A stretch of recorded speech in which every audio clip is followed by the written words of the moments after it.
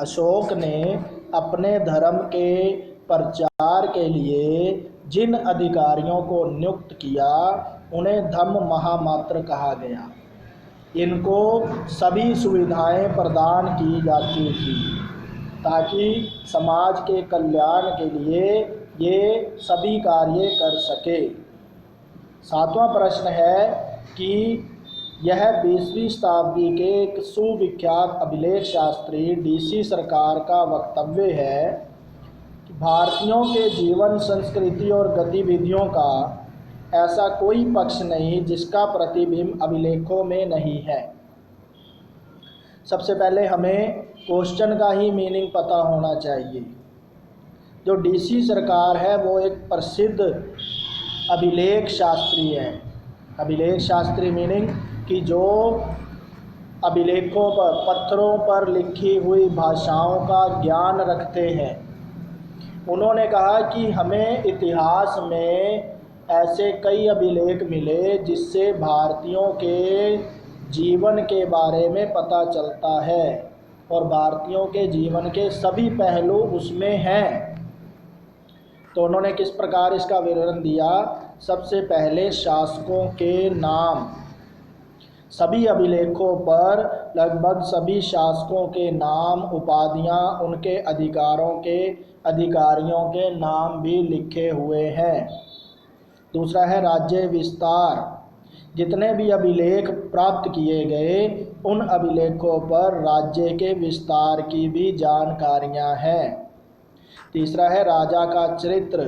अभिलेखों पर जो चित्रण शैली होती है उनसे राजा के चरित्र का भी पता चलता है कि अगर अभिलेखों पर जानवरों के चित्रों की अधिकांश मात्रा है तो राजा पशु प्रेमी होता था।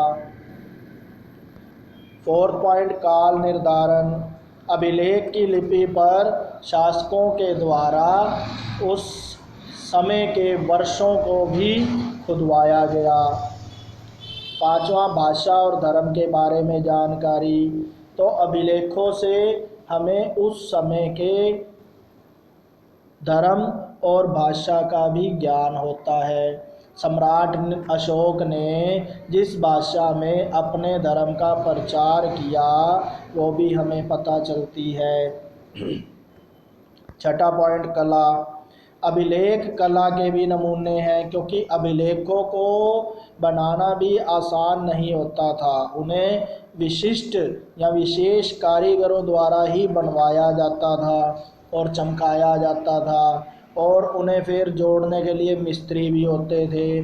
तो उससे हमें एक अनोखी कला का भी पता चलता है। सामाजिक वर्गों की जानकारी।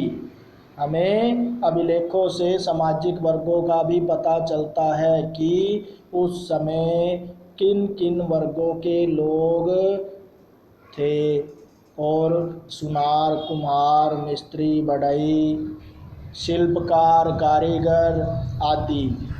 भू राजस्व व प्रशासन। अभिलेखों से हमें भू राजस्व मतलब धरती के प्रयोग से होने वाली आय का भी पता चलता है। जो भी लोग उस समय अधिकांश रूप से कर राजा को देते थे उनके नाम भी अभिलेखों में लिखवाए जाते थे और जिन लोगों को भूमि दान में दी जाती थी उनका भी अभिलेखों में वर्णन किया जाता था। इस प्रकार यह स्पष्ट होता है कि सभी अभिलेख मुख्य रूप से भारतीय जीवन का ही एक दर्पण है और भारतीय संस्कृति को बताते हैं। आशा करता हूँ आप इसे ध्यान से सुन रहे होंगे। आगे की जानकारी के लिए हमारे साथ जुड़े रहें। धन्यवाद।